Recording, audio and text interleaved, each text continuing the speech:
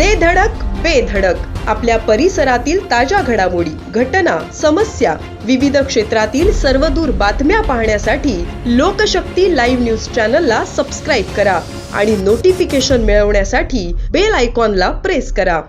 रायगड जिल्हा परिषदेच्या बांधकाम खात्यात अधिकारी पदावर असलेला पेण तालुक्यातील रावेळ गावातील युवा नेता योगेश बाळकृष्ण पाटील याच्यावर तरुणीवर शारीरिक अत्याचार केल्याचा गुन्हा दाखल झाला आहे.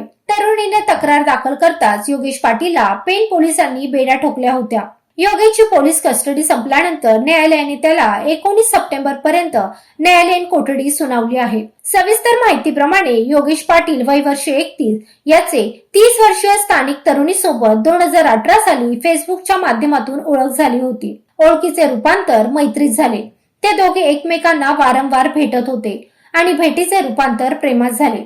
आरोपी योगेश पाटील यांनी पीडितेला लग्नाचे आमिष टाकून 2018 पासून वारंवार शरीर संबंध ठेवले. पीडितेने एप्रिल 2021 साली लग्नासाठी योगेश याच्याकडे विचारणा केली असता त्याने लग्न करण्यास नकार दिला होता. एप्रिल 2022 साली योगेश पाटील याच्या जाचाला कंटाळून पीडित तरुणीने आत्महत्या करण्याचा प्रयत्न केला होता. त्यानंतर पीडितेने योगेशशी बोलणे बंद केले होते. तरीही योगेशने तिला संपर्क करण्यास सुरुवात केली आणि पुन्हा लग्नाचे खोटे आश्वासन देत शरीर सुखाची मागणी करू लागला.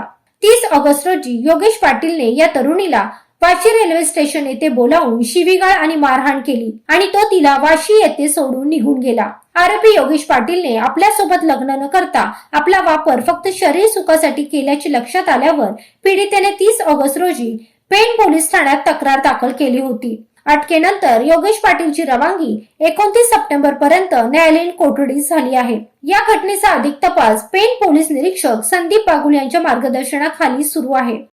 लोकशक्ती लाईव्ह साठी किरण बांधनकर, पेण.